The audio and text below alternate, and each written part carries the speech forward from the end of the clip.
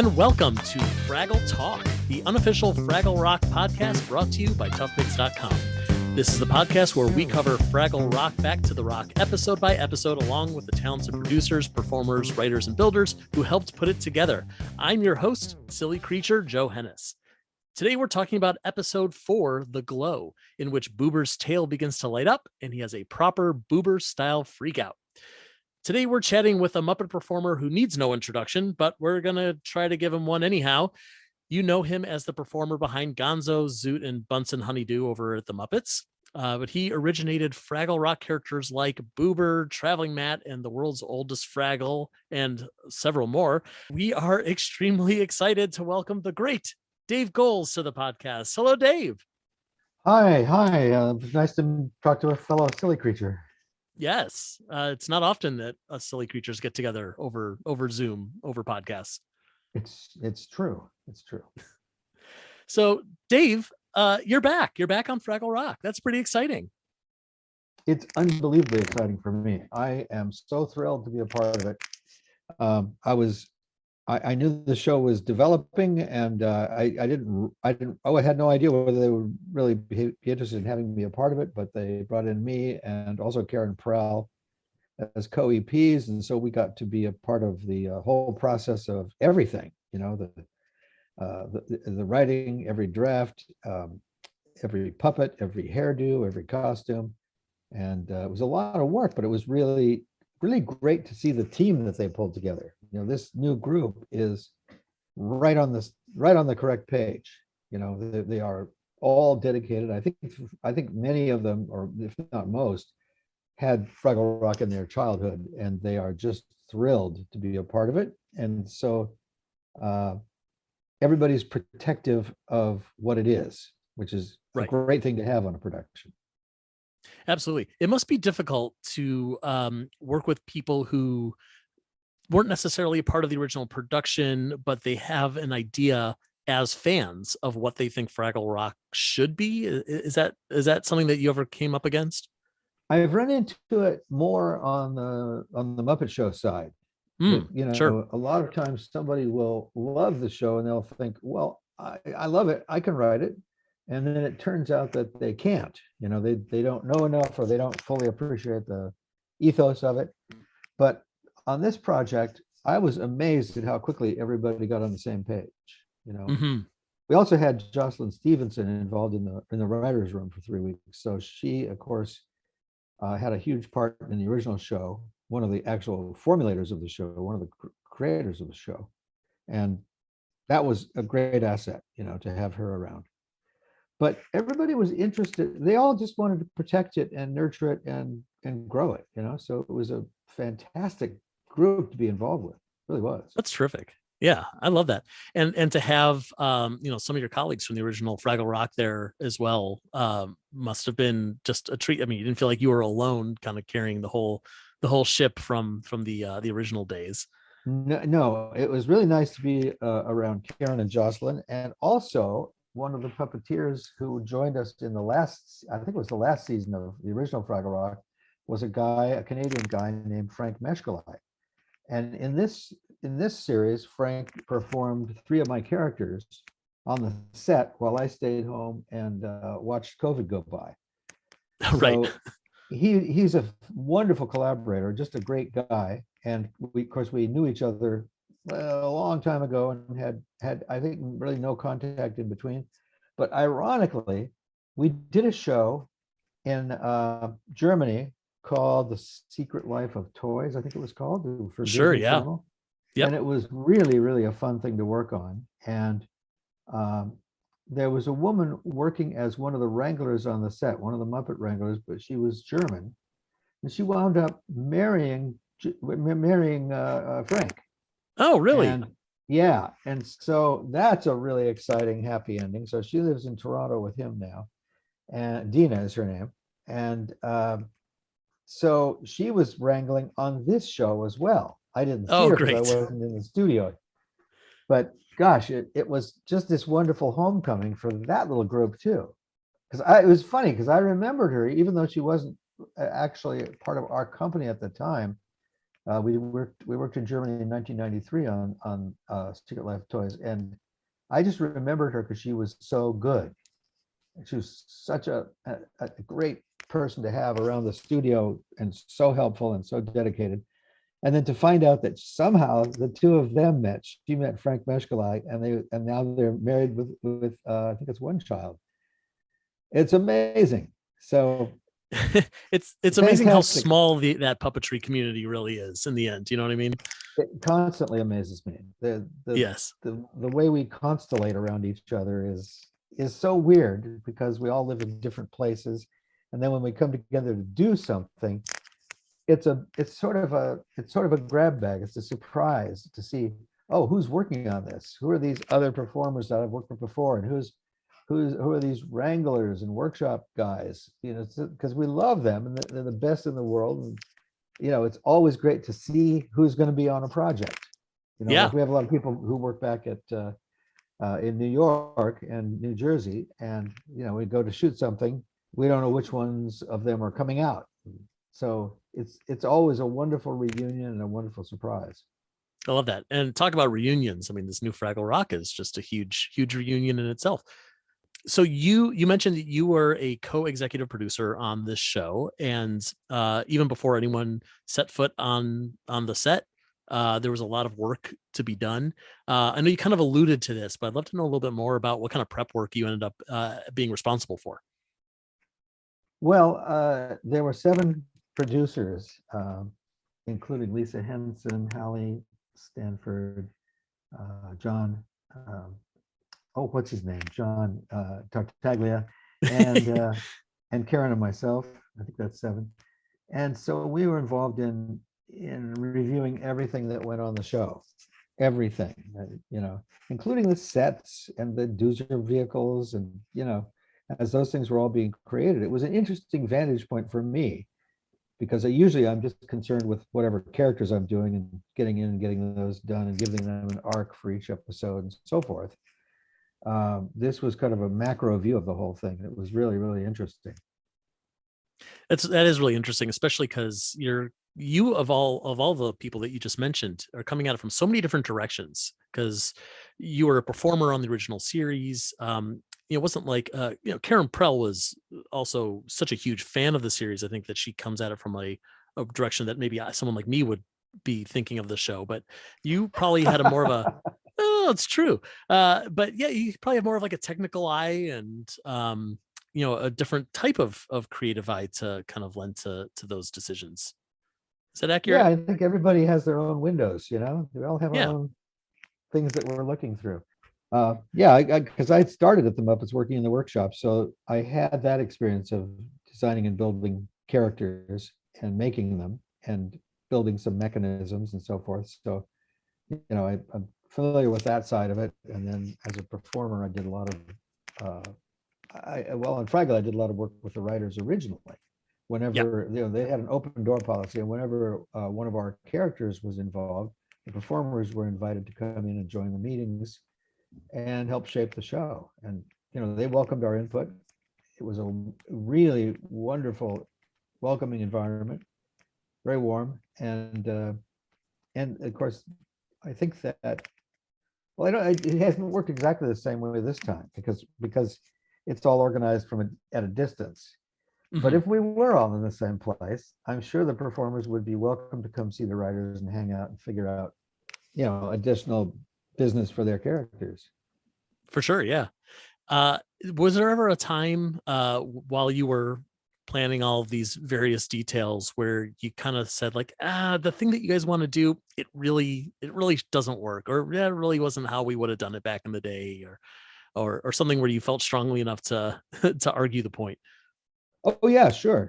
Because even on the original show, there was it was fairly contentious. You know, we all had opinions about it. And then I think it's just the nature of getting creative people together and working together. That collision of people is what really makes things better. And the philosophy that Larry Merkin, the original producer, had on Fraggle was that we're all working in service of the best idea.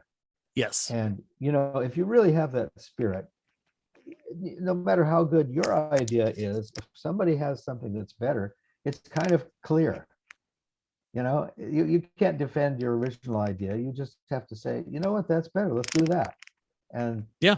as a result, and this applied to everybody in the room, Joe, everybody in the room was treated the same way. So any employee who was on that set felt comfortable going to Jim and suggesting something. And Jim would always stop and talk with them and consider it. And he would decide whether to use the idea or not. But they knew they were a part of it. Everybody in the room knew they were a part of it. And boy, that made all the difference. People remained dedicated to the show. I mean, Pat Hamilton, who was our editor on the original series, flew to New York for a reunion, that the Henson Company had, or the Henson Legacy had, back in the, God, I don't know when it was. It was a while back. But, right. That's how connected people are. We literally had a reunion, and ex-employees from London to, Canada, Los Angeles, they all came. Wow. It was remarkable. And there's a bond that forms when you get to work that way. Yeah. That's terrific. And it definitely seems like this cast and crew for the new series is bonding along those same lines, because you can really see how everyone is just kind of working well together, this well-oiled machine to make such a great show. It's funny because there are, sometimes performers have meshing chemistry, like two performers will just find that they can work really easily together by talking in shorthand and working out business for scenes. And whereas in the original show, Boober and Wembley had that because Steve and I were really on the same wavelength when we worked. But on this show, John Tartaglia had it with Jordan Lockhart, who's doing Wembley. So this time, Gobo and Wembley are a little closer. But these are things you might not notice as a viewer. They're just based on how everybody cooperates. Although you say that, and this episode in particular has a terrific Boober and Wembley pairing, which we could just jump right in and start talking about this episode. And let's talk about it a little bit. Let's see what happens if we just talk about the glow. This episode starts with the Fraggle Five playing a game called Pop and Bop, which is like a ball passing game. But it's actually not the Fraggle Five, it's the Fraggle Four, because Boober is missing. He is in his cave steaming laundry with hot coals, which actually I really love that visual. We've seen Boober do his laundry on the old show so many times, but it's usually just hanging laundry and probably a barrel filled with soap suds. But here we see him actually take a hot coal and hold it underneath the clothing to get the wrinkles out.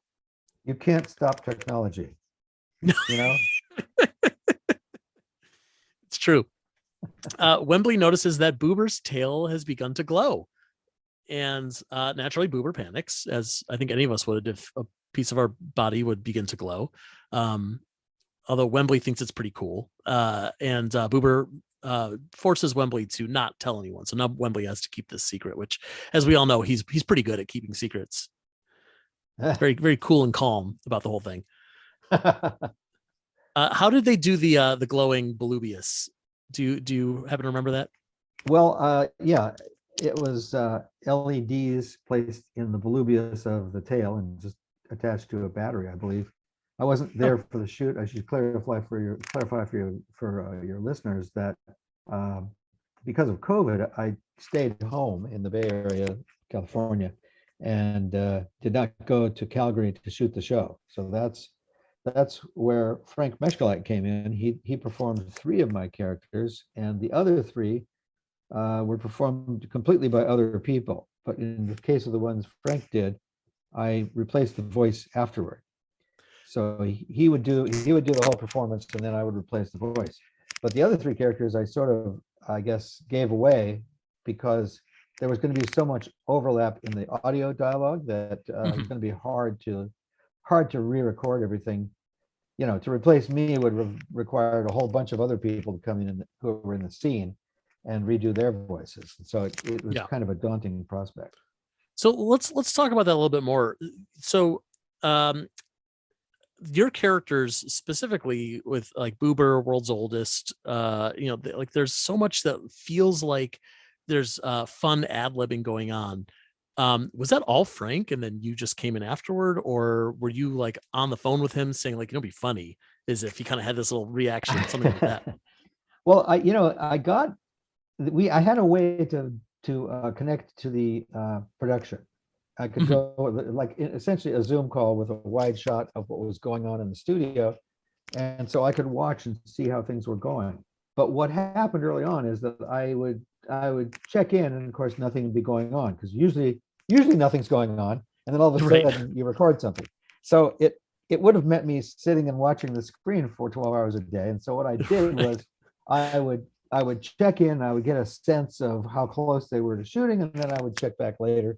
And then Tim O'Brien, our producer or associate producer, called me after a while, and he said, we get charged every time you log in to the studio, and so you're logging in 5 times a day. I said, oh, I didn't know that. I thought it was just an open line. So as a result, I ended up logging in less. And so Frank was kind of on his own. We talked, we had conversations ahead of time about some of the shows and where the characters are coming from. But we got varying results. I mean, he did an amazing job with Traveling Matt, and The World's Oldest was good, but Boober was, I had a hard time doing the voiceover again, doing the additional dialogue recording. That's ADR, that's what that's called. Just because the rhythms were different, and I wanted to play more emotions, more oscillation between fear and confidence, which is part of Boober's reality. So even within a single speech, he might be afraid and then confident for a second and then terrified again. So I was looking for more of that dimension, and we unfortunately, it all got recorded, and I did the best I could with the dialogue, and then we got Frank on for one of the ADR sessions, so he could see that next year we have to find a way to keep closer eye on Boober if I don't go there. Right. If I go there, then I'll do it myself. But so it's that kind of process. But there couldn't be a better collaborator than Frank. He's just fantastic, and I'm confident that if we have to do that again, it'll work out. Yeah, he did an incredible job. It was pretty close to seamless, for as close as we could potentially get with something like that. What kind of tips did you give him before performing that may have helped him? We'll talk specifically about Boober, but something about your puppetry style, or like, well, Boober would do this with his hands, or not that, or any tips like that? Well, it's funnily enough, I usually play Boober emotionally. I play him. I don't do a lot of fancy stuff with his hands, but Frank actually did. He had an assistant working with him all the time, and so they did more elaborate hand stuff than I usually do. I usually am focused on trying to make that internal dance work, where he's afraid and he's confident, and he's afraid and he's confident, that kind of thing. Right. Or he's suspicious, or he's fearful. He's got all these emotions that happen. The hands only added, all the handwork that Frank did just added to all that. But like one thing that happened was that Frank talked faster than I can talk in Boober's voice. Oh, because it's way back here, and it's like hard to talk fast. And so I was having trouble keeping up with the pace of the lines. So we finally figured out near the end of all my ADR work that we will communicate more closely if we do it again, and we will plan those things in advance more closely. Right. But, I can't complain. It worked amazingly well. Yeah, I completely agree. Yeah. So our next scene features Doc and Sprocket. She's concerned about picking up stuff on the beach. And she gets a package for Gobo. She has a moment that's pretty funny where she says, "What if I'm Gobo?" Like it's a nickname, like someone sending her mail to the nickname that she has not yet received. Inside the package is a plastic bottle, and who sent it? It was Uncle Traveling Matt. and we get this episode's Traveling Matt segment. This one, he's on the beach, and Yeah. the way he describes it is, he says, not to bog you down with scientific jargon, but it's where hard stuff meets wet stuff. That's pretty good. It's pretty funny. Yeah, I mean, it was interesting. We were talking about artifacts to send back, and I went up to our master bathroom and I brought down my soap dispenser. This was on a meeting ahead of time. I have this soap dispenser. There's a brand of clear hand soap that you can buy big bottles of. And I got this thing when we moved to our house, which was like 1994, 1995, somewhere in there. I got this little bottle of this particular soap. And then at Costco, I found, hey, you can replace the soap. You don't have to replace the bottle. Well, I still have that bottle. It goes with our house. It's a plastic bottle. It won't break. I won't break it and then cut my foot in the bathroom. So I love that thing. And I brought it to the meeting and I just said, this is part of my decor. It actually fits the architecture of our house. I think it's amazing. I mean, 100 years ago, if you handed somebody a plastic bottle, they would be in awe. It would become a family heirloom because they had glass, but they had nothing that was squishy that you could see through.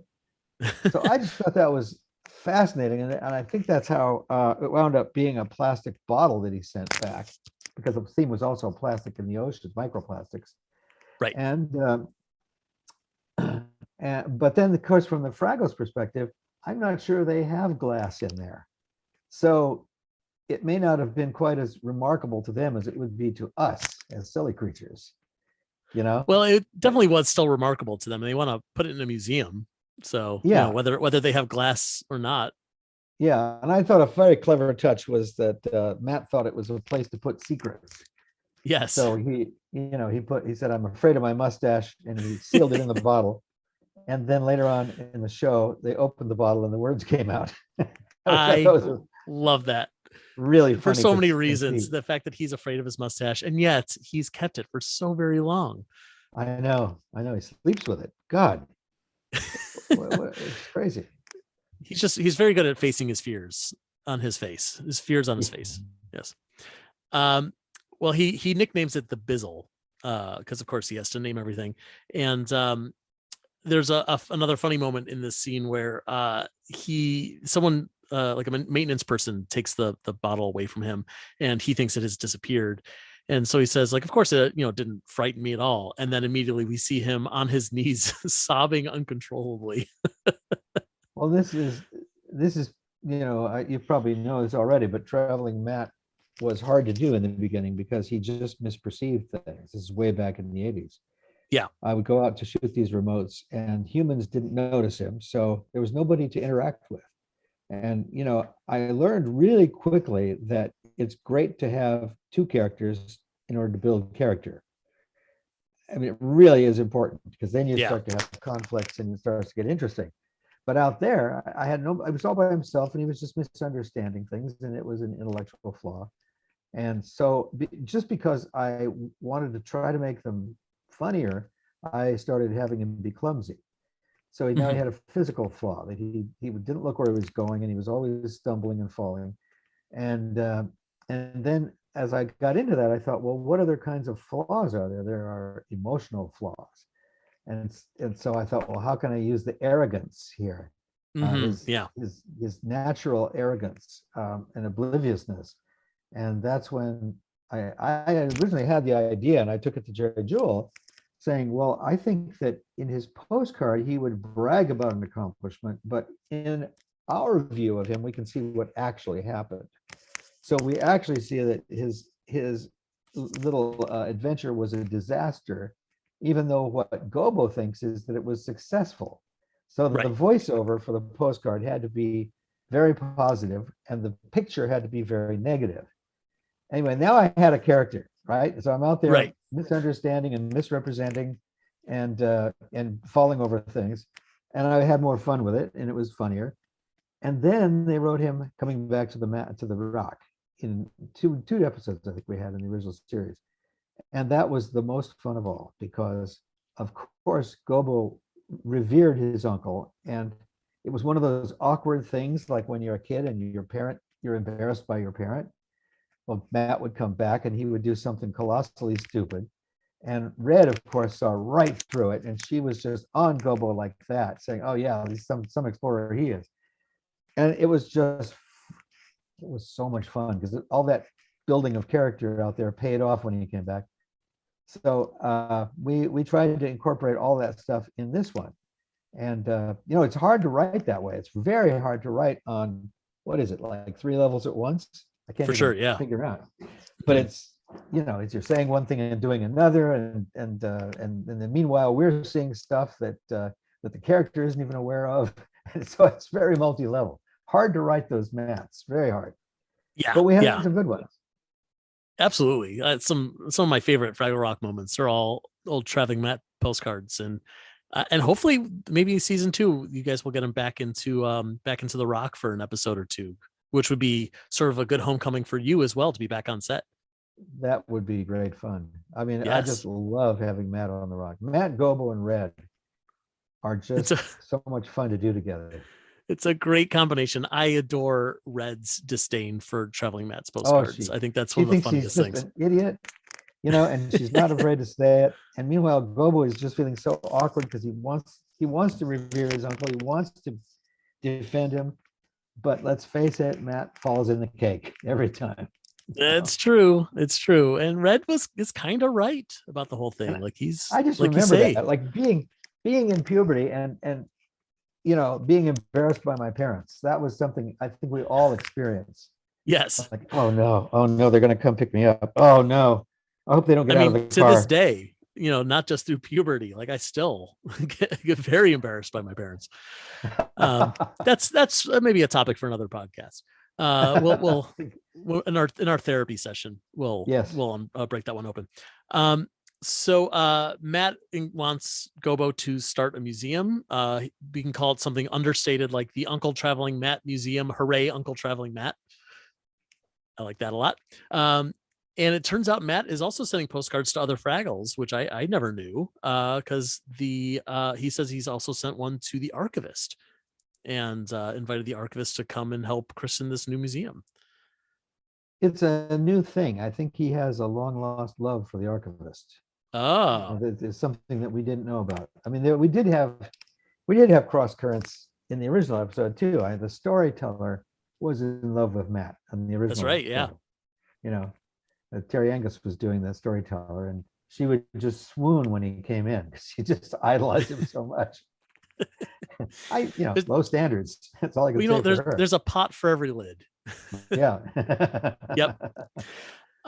We get our first glimpse of the Archivist here. She's kind of flowing through the Gourds Garden past the trash heap. I do want to mention the trash heap very quickly because this is the only glimpse of her that we get in this episode. Because you were the original Philo, right? Not Gunge. You were Philo. Right. Philo. Hard to remember which one's which. Yeah. P for pink. I remember P for pink and G for gray. But G is also Goelz, which doesn't go with your P for, like, you should have played Gunge to keep that mnemonic device in my head, but that doesn't work so well. Yeah, you've got to go easier on yourself. Yeah, right. So as you said, you did not perform Philo. You did not reprise your performance as Philo for this production. Was that mainly just because of all the ad-libbing and all of the natural performances that need to come out with those characters? Yeah. Mm-hmm. Yeah, it just gives you less freedom when you're shooting and makes post-production harder. Yeah. I love being Philo, and I've said it before. You may have heard it before, but when we were figuring out what to do for Philo and Gunge, we were rehearsing in New York before going to Toronto to shoot the show. Richard came in with this kind of Jersey voice because Richard was raised in New Jersey, and he had this kind of little wise guy attitude, and he went, "Yeah," and I just thought, he's got it. I'm copying him. I mean, his character was brilliant. I just tried to do the same thing, and so we just became two little Jersey guys who were shilling for the trash heap. Yeah. I love it. I love those guys. I mean, I'm sad that you are not a part of it now, but of course, to keep that cadence and that relationship as funny as it is, I guess that was a necessary it was always thing. fun. It was really fun to do those guys. I loved it. Mm-hmm. Yeah. Did you have any advice for who does that? Is that Dan Garza, maybe, One is who's doing Johnny. Philo. Yeah, One is Johnny, and is it Dan doing the other one? let's see. Yeah, Dan Garza, got it right. Dan, yes. And Dan's a great guy. He just brings so much heart to Junior Gorg. I mean, I'm segueing off of Philo and Gunge Yeah, because when I think of Dan, I think, how did he manage to do it? He's got so yeah, much of Richard Hunt's affection for the character, and Richard based Junior Gorg on a guy that we all knew who was connected with the Muppets. And Richard just always thought of that guy when he did Junior. And I won't say the name because out of respect for the guy, he might not want to be associated. But right. but he's a wonderful guy. He's a guy that we all loved. And Richard just thought that's who Junior Gorg is. And he Right. started doing that character. And Dan has really gotten so close to the spirit of what Richard was doing. I just love it. Yeah, he does a fantastic job, and he's doing a great Yeah. job as Philo as well. Like, it was a good choice for a recast. Mhm. We interrupt this podcast for a special postcard from our uncle traveling John Tartaglia and a Fraggle Fast Fact.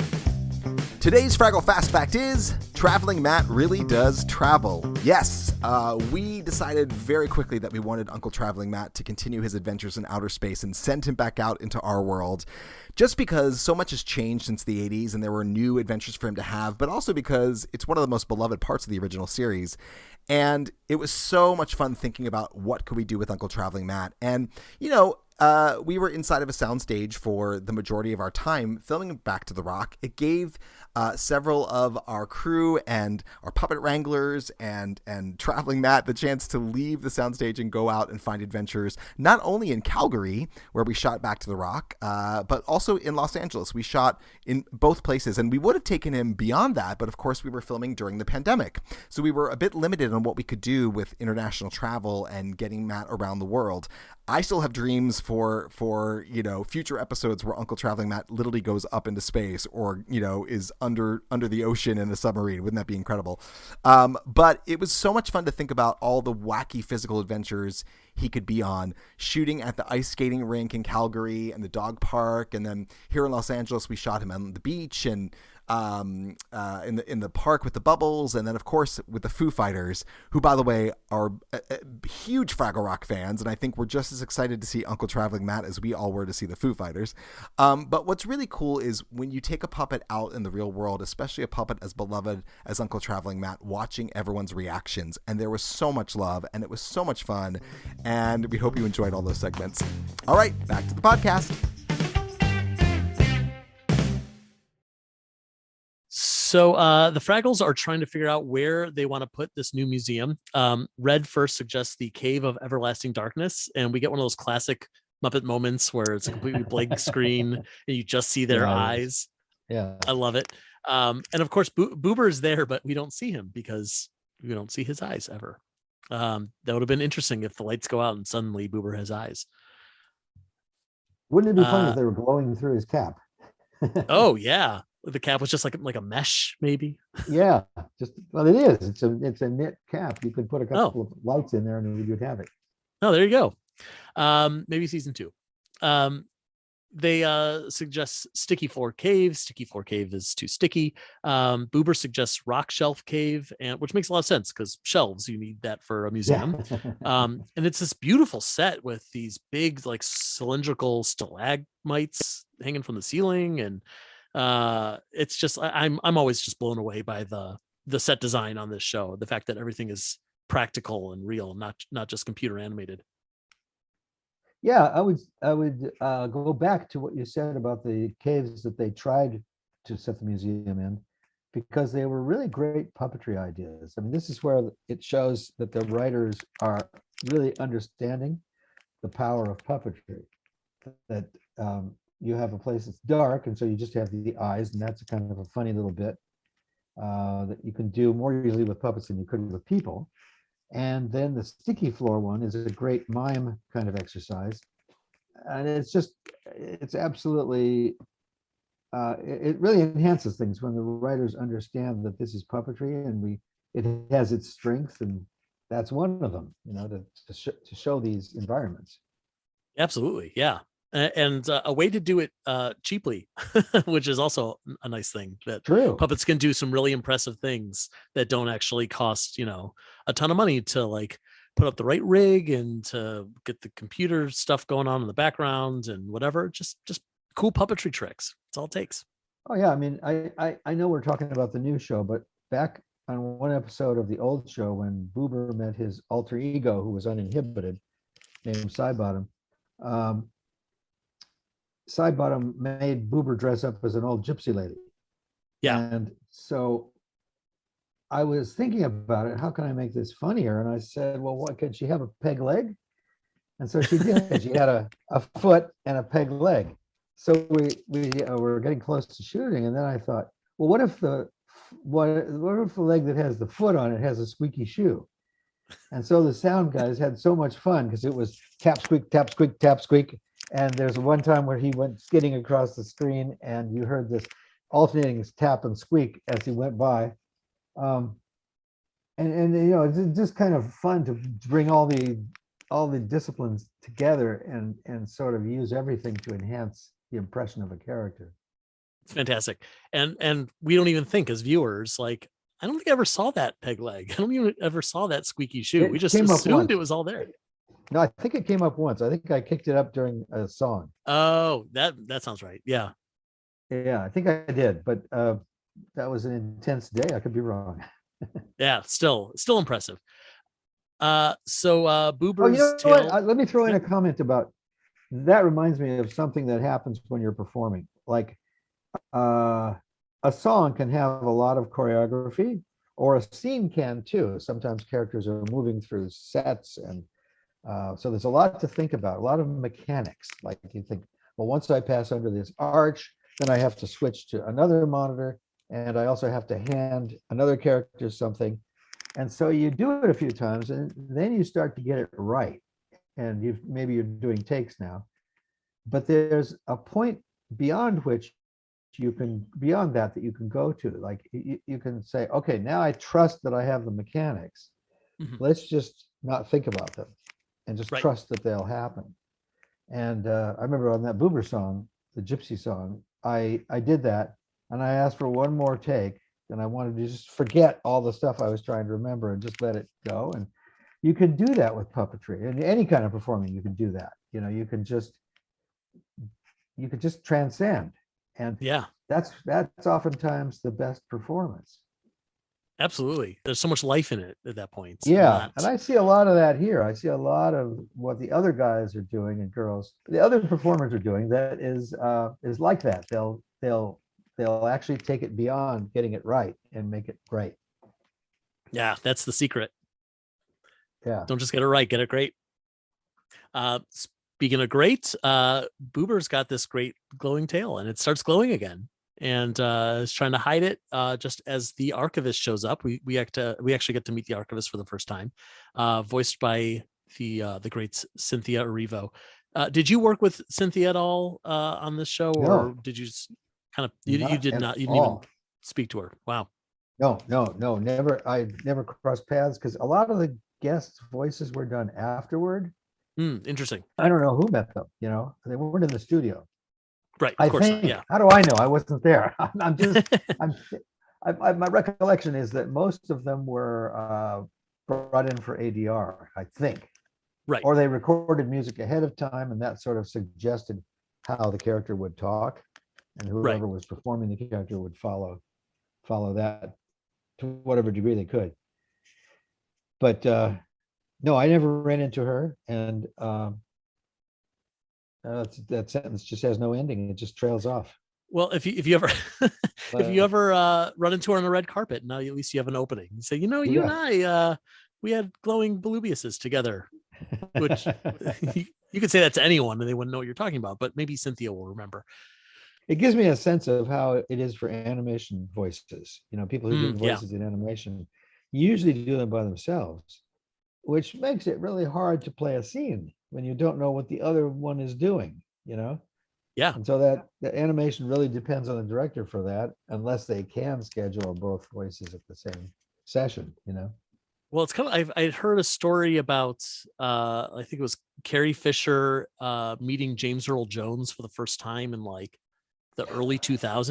And it's like, Oh well, they yeah, did all these Star Wars movies together, but like he I wasn't on know. set. He was just doing No, the Darth Vader voice later on. They just went decades without ever crossing paths. yeah, that can Interesting. happen. Yeah. Yeah. So Wembley sticks the bizzle onto Boober's Belubius. This is a very interesting sentence I'm saying out loud. And of course it gets stuck. And so now Wembley and Boober need to find a way to sneak the bizzle back into the museum. And Wembley has this grand plan that we get to see where he disguises himself as the world's oldest Fraggle, waits until the world's oldest Fraggle takes a nap, tunnels into the museum. Henchy will show up and then make him prove that he's the world's oldest Fraggle. And Wembley will just say, "I'm so old." And then Bob's your uncle, I guess. Boober's plan is just stick it under your shirt and put it back on the shelf, which is admittedly a better plan. So this is the first glimpse that we get of the world's oldest Fraggle. It's a very brief glimpse.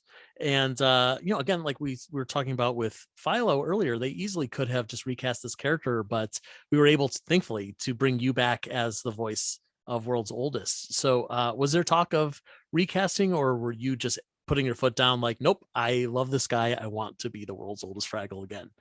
Oh, I didn't put my foot down. It was just collaborative. Lisa was concerned about the ADR, so I gave up Philo and Large Marvin and somebody else. I can't remember who it was. But it was all just friendly and collaborative. And I was really happy to do World's Oldest because I love him. But in this series, we're searching for his shtick because it was felt that his shtick in the earlier Fraggle Rock was abusive in the way he treated Henchy, because he would always bop him on the head. I saw it as cartoony and I thought it was funny, but we're much more socially, correct right now, and so we can't do that. We're politically correct and socially correct. We can't do that, and so we are struggling. If I'd been on set, it would have been easier to work out how he deals with his new Henchy.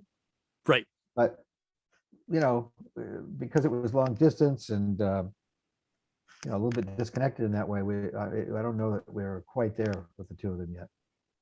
Okay. Well, we'll just have to make sure that we get more of them next season so they could play. But yeah, I think World's Oldest Fraggle is one of the funniest characters on the show, and I'm really grateful that we get to hear your voice through him. And there's all these little, like, this is why it's surprising to me that you're ADRing completely after the fact, because he has so many hysterical little ad libs and offside lines that I feel like came right out of your brain, but maybe they came from Frank, maybe they came from the script, I don't know. It was probably a combo, I think, but mostly those guys. I tried to fit what was on the screen. And I think Frank and I worked really well together on World's Oldest. But again, the struggle was to try to figure out what he gets mad at, because his whole thing is he's always wrong and he blames something else or somebody else. And and I thought that was just a fun thing to do on a bunch of levels in the original show, just because he's really past it. He's past his prime, if he ever was in a prime. And it's a sense of powerlessness that even kids can relate to. Like when you just haven't got it together and you're exposed in front of everybody that you did something wrong, and now you're embarrassed and you try to overcorrect by covering it up or blaming somebody else. I just think that's kind of a universal thing, and I love it. And so we're still casting around trying to find out how to express that in this episode. It's like, for example, there was an episode where the horns scare him. There are a bunch of horns come in and blare. He's conducting a meeting. And then they would disappear. And what I would have advocated for if I'd been there was, don't have them disappear, have him know that they're there so that you can play the tension between him and the horns as to when they're going to go next. Like then he can expect it and be ready, and then they don't do it. There are lots of variations that you miss when the horns disappear. So things like that, I would really look forward to working more on, to try to find out exactly how he how he could be more of an idiot. That's You know? right. I just I love love that. it. I love, I just love human folly. Right. We're all just trying to do our best. Yes. You love playing idiots, it sounds like. Oh, I do. I love it. No, I just feel like we're all in that position, and we get embarrassed when we're an idiot and other people see it. But a lot of us are idiots. It's a big audience. It's true. Statistically speaking, a certain Yeah. percentage of Fraggle Rock viewers are idiots, and they're going to love this guy. They're going to see so much of themselves in him. Well, I'm just speaking of the world at large, not Fraggle Rock. No, not the Not our brilliant, viewers. Fraggle Rock viewers who are very smart people who made terrific choices in their what they want to watch on Apple TV Plus. Yeah, they're just watching idiots academically. Correct. Yeah.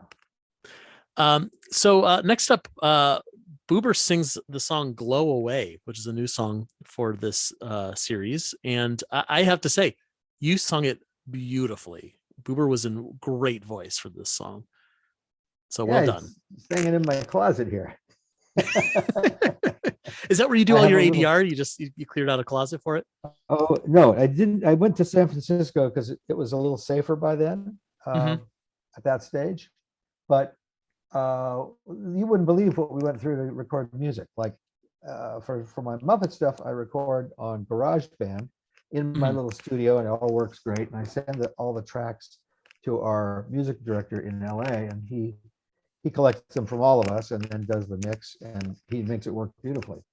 But in this case, Harvey Mason Jr. wanted to use, he didn't want me to be doing the engineering, because I would do GarageBand for a bunch of music, and then 2 or 3 months would go by and I'd forget how to use it.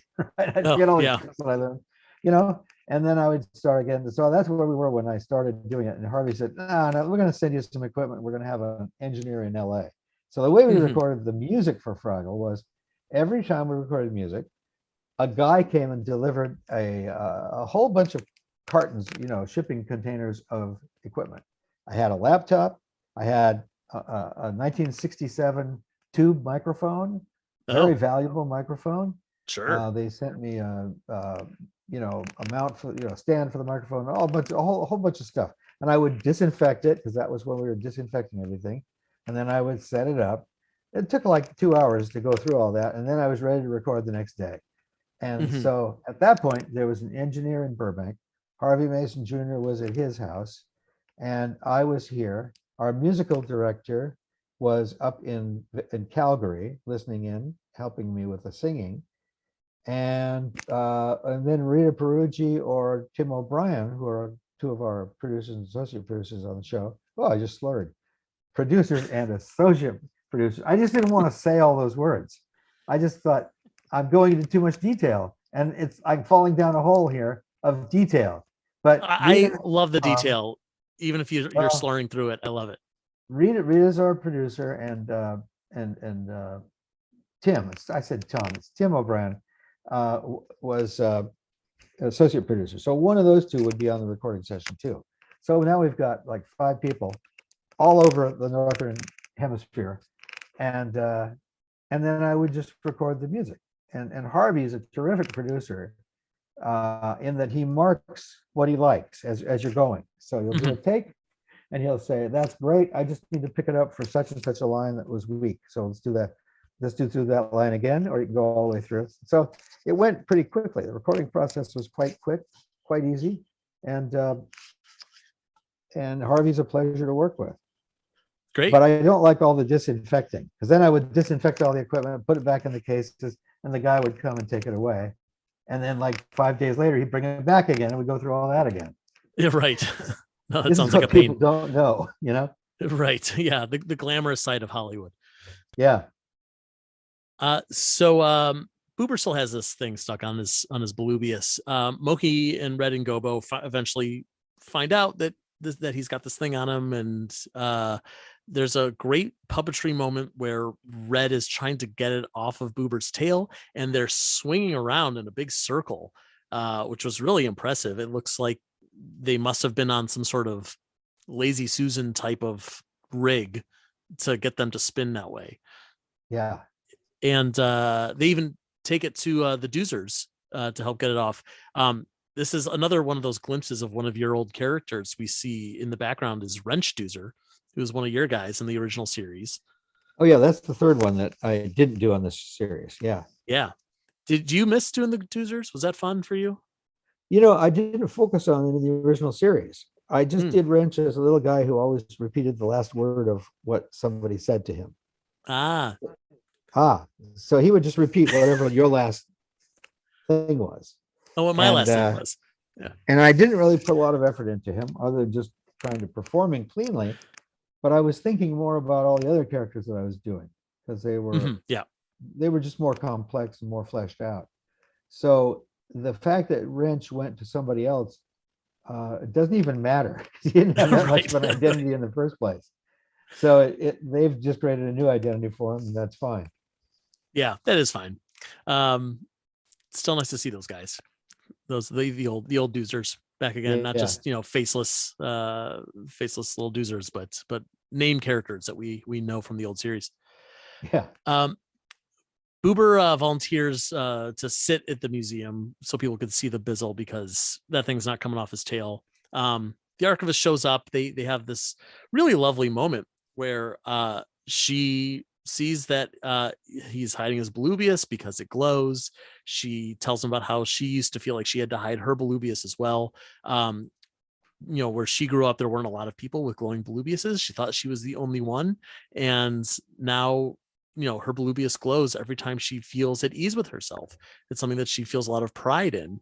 And looking back, those were all the moments where Boober's tail would glow as well. When his friends were praising him, when he was doing laundry, he felt really good about himself, and that Volubius was just going off. And it's a really nice moment and a great metaphor for accepting ourselves for our differences, and how they don't actually separate us, but they can bring us together. Yeah, it really is. It's a wonderful message of that show, and it was a good choice for Boober, I guess, because he's the most inhibited of the bunch. He wouldn't see this as a novel thing, which is an anomaly that makes him even more different than he already is. Yeah. So it would be a problem for him. And so that was true. Yeah. A nice choice for this. Well, it feels like a deliberate choice to not have him immediately think, this is a sign of death and pestilence, like he might have in the old show, because we're obviously making a direct metaphor to, kids who might be, growing up LGBTQ. And, it's not necessarily a death sentence. It's just something that makes us different that we don't quite understand until we find our community. Yeah, exactly. This is where we get our second song. The song is Chase the Wind. This was originally heard in the original Fraggle Rock series episode Playing Till It Hurts. It was sung by Red in that episode. And this moment is fantastic with Boober and the Archivist singing together. You got to sing a duet with Cynthia Erivo. That's pretty cool, even if you weren't in the same room with her. They're flying around the ceiling. There's glitter everywhere. It's a lovely moment of pride and acceptance. Yeah, I thought of a comment there and I forgot it before you got done with the question.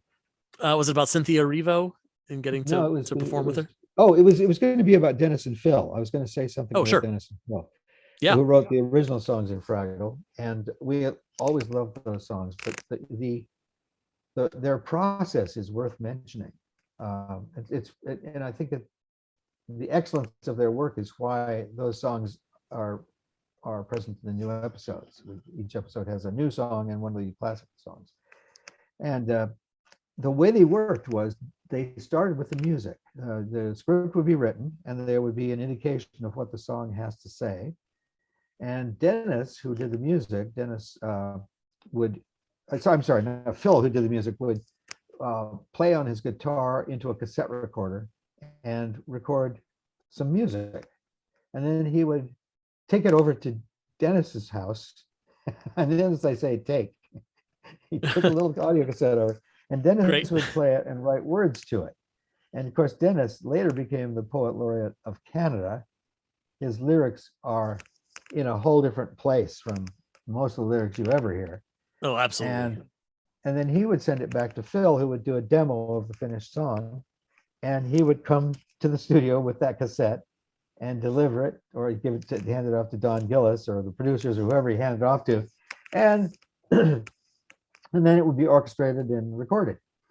And those little Phil demos, the ones that Phil recorded, are just genius. It's just him with his guitar usually, and he does a great rendition of every song, and it just captures the spirit and the phrasing of the song too. It's where I first learned about phrasing. One day he was in the studio when I was recording something, one of his songs, and he said, "Well, don't just say it like this. Emphasize this word." And all of a sudden, I thought, "Oh my God, the world of phrasing! I never even thought about that before." Yeah. 'Cause I'm sort of like an untrained person in this field. Anyway, it was really lovely to have their songs back and to have their presence on the show, because they always mean so much. I'm curious, do you happen to know if those audio cassettes still exist? Because I would love to hear some of that stuff, even if the quality's not so great. God. I don't know where they would be. That would be a good question for Larry Merkin. Yeah, we'll do some digging. I mean, Phil. I keep saying Dennis. I mean, Phil. Right. Yeah. We'll do some digging, because that stuff is, I mean, those Fraggle songs are from the original series are just gold to me. And again, it makes me very grateful that they're back. A few of them are back in this series, because we can get the best of both worlds, new songs. Well, it is true. I mean, the wonderful thing about Harvey is that he's capable of so many genres, and he can, he and his team can do the lyrics and the music. And get a sound that is more contemporary. Mm-hmm. But there is something just so beautiful about those original songs. And I will say that Dennis's demos were amazing, because he's a terrific singer. And in fact, he appears in one of the original episodes where he's a busker on the street. Yes. Yeah. And just playing his guitar and singing. I don't know. It's just, those demos would be a real find. But Larry Merkin and I guess Phil Balsam would be the starting points for that sort. Okay, well, we're going to do a little detective work. We're going to see what we can find. All right, stay tuned to that. So this episode basically ends with Boober finally gets the bizzle off of his tail. His friends come in, they see that his tail is glowing, and they all immediately accept him, because of course they do. They love him. And we get this great scan across the Great Hall in Fraggle Rock as we see Bluebius's kind of light up one by one. That Boober is not alone. There's a lot of Fraggles out there like him who have this really special thing about them. It's a terrific episode. It really is lovely. That was very intentional to apply to all sorts of people who might feel marginalized or alone. And this series has the benefit of being streamed, so that we have a season arc as well, which is really nice, as well as arcs within each show. Good stuff, really good stuff. Completely agree. Well, now that we've reached the end of the glow, do you have any other memories of this episode or fun observations about the production as a whole that you want to share? Well, I again, this is a writing kudo. I think that it was really a brilliant idea to put the bizzle on the Bluebius, and because it's transparent, and so it doesn't really accomplish anything. And, right. And then of course a sock goes on after that. But again, it's the use of puppetry and the use of physical comedy and physical predicament that is a wonderful metaphor. It just works on a meta level. To represent other things that people might feel. So again, to me, that's using white space. I always think of it as you would in art, where you leave white space on the page. You just indicate part of something. You're drawing something, and you indicate part of it, and you render another part of it, and our brain just fills it in. It's present in lyrics where, I'm reading a book by Paul McCartney now about all of the songs he wrote. And one of the things he consciously did was he tried to find words that had multiple meanings, because it allowed room for people to interpret and make up their own story to go along with what they saw. And that's true in a lot of not a lot of songwriters. Actually, it's pretty rare. I mean, Paul Simon is another guy who does that. You don't know quite what he means, but somehow it's evocative and it fits you, and you make up your own story to it. So the bizzle and the glowing volubilis is a way of doing that. And I find it's really hard to do in art. How do you say something without actually saying it? You know, how do you say just enough that it will make people identify and participate, but not too much? Try it. I mean, try writing lyrics sometime. You'll usually end up, what I always find is when I try it, I end up being too literal. Yeah. I just don't get up to that other level where it's just a symbol and an indicator and a hint. So that's why I think the writers have done a great job with this show and this particular episode. I can completely agree. And this is also something I've noticed about puppets in general, is because puppets tend to have more static faces. People tend to put their own emotions and identities onto a lot of these characters. And so when we have specifically, we're talking about Fraggles, like Fraggles as design wise are very, very simple puppets. And of course, there's a lot of emoting that you can do, as a performer, but any of us can look at Boober and see ourselves in him because he could look like anyone and no one at the same time. Yeah, I mean, that's sort of started on Sesame Street. Before I even joined, they had the Anything Muppets, which were all different colors. And so they could represent different ethnicities without being specific. So it was an early form of this kind of indication that is really nice to be able to use. When we get to this particular episode, I think that using the tail glowing is a wonderful abstract symbol of a way of being different. So a lot of people who feel that way can watch this and identify. Yeah, absolutely. And I've had so many people come up to me and say about Gonzo that when they were young, he gave them permission to be different. And I'm not kidding. I get that comment a lot. And I think if I probably would apply to Boober too. They would say, I always felt kind of scared of this or that. There would be a lot of people. I don't hear that as much, but it's usually, I think it's usually because I'm doing events and meeting people in connection with the Muppets rather than Fraggle.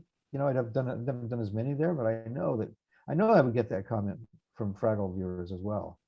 I'm sure you have. I mean, it's hard because Gonzo is, an international movie star, and Boober, you laugh, but he is. And Boober was the star of a TV show on HBO, 30 years ago. So it's a little bit of a different audience. Yeah. You know what?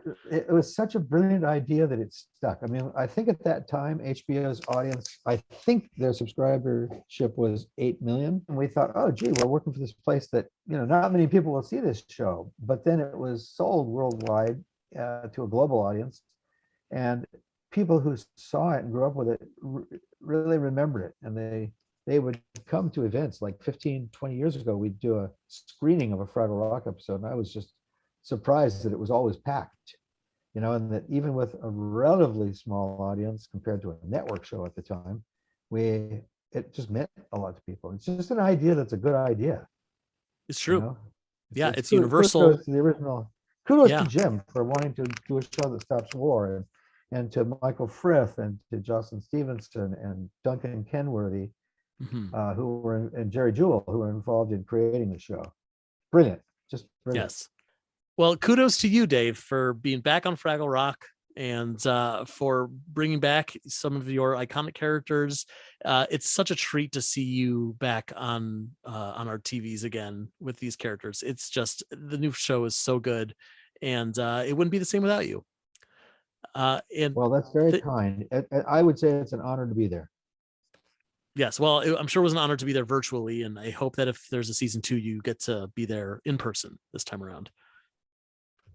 And Dave, thank you so very much for being here on this podcast. This was such a treat to really dive in to Back to the Rock with you. For the rest of you folks listening in, that is the end of another Fraggle Talk podcast, but stay tuned as ToughPigs' own Beth Cook talks more about the themes of this episode in our Dive Deeper segment coming up right now.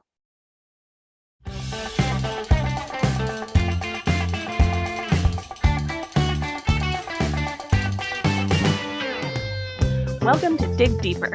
This is Beth Cook, and I am joined once again by executive producer and president of television at the Jim Henson Company, Hallie Stanford. And we are talking about episode 104, The Glow. This is a really important episode. This is an incredible episode. This is like it'll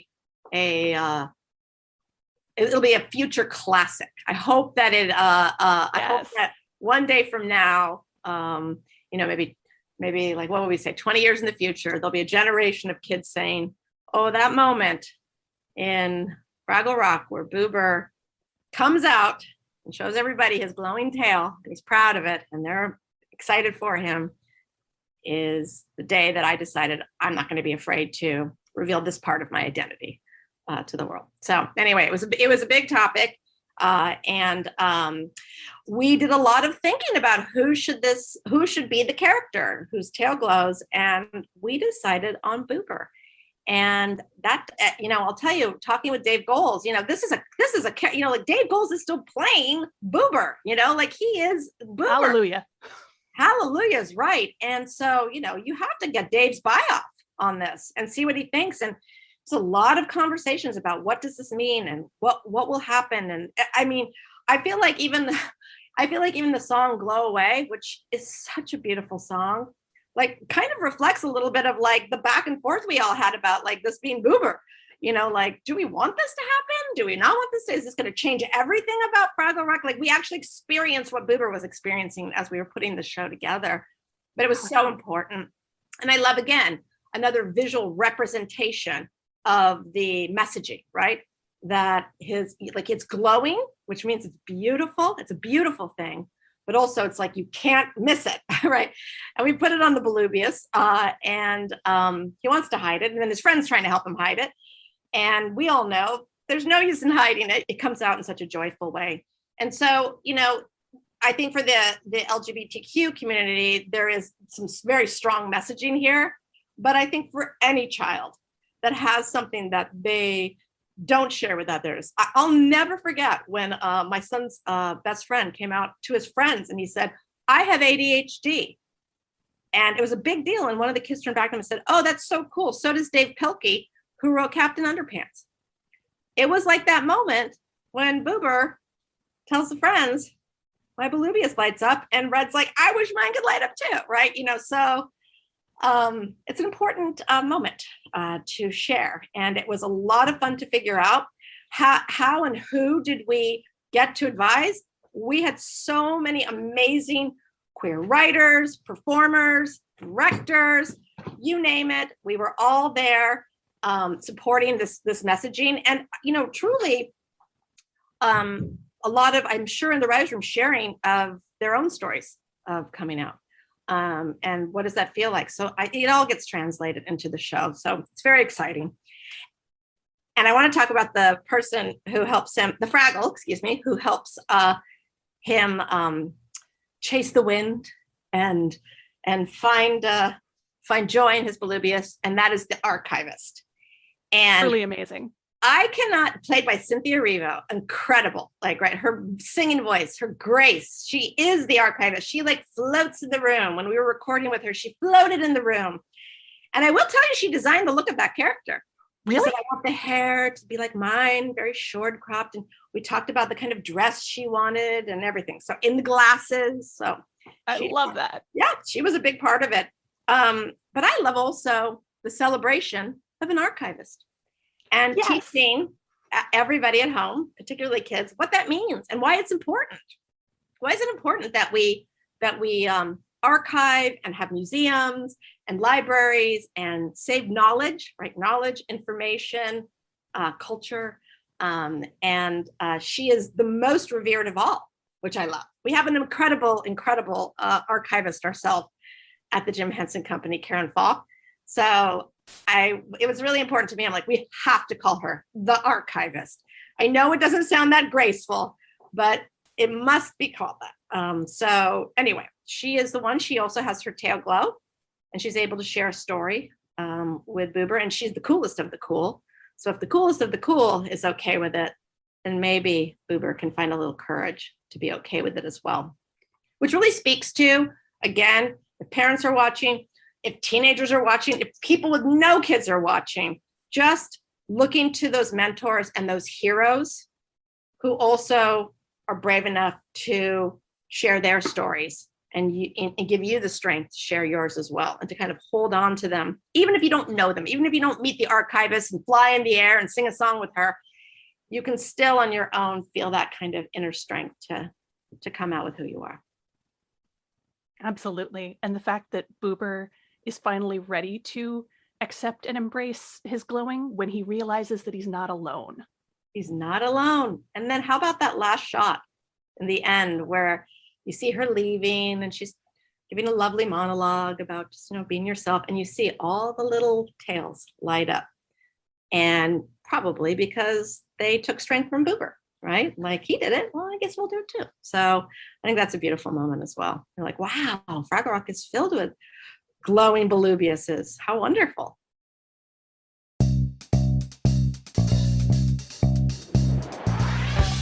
Fraggle Talk, the unofficial Fraggle Rock podcast, is brought to you by ToughPigs.com. Produced, written, and hosted by Joe Hennis. Fraggle Fast Fact segment presented by special guest John Tartaglia. Dig Deeper segment hosted by Beth Cook with special guest Hallie Stanford. Fraggle Talk art by Dave Haltine Jr. The Fraggle Rock mark and logo, characters, and elements are trademarks of the Jim Henson Company, all rights reserved. Fraggle Rock theme song, written by Philip Balsam and Dennis Lee, is used with permission. Special thanks to the Jim Henson Company, Apple TV Plus, and the entire Fraggle Rock Back to the Rock family. For more from ToughPigs, please find us at ToughPigs on Twitter, Facebook, Instagram, and Patreon. Thanks for listening, and we'll see you next time down at Fraggle Talk.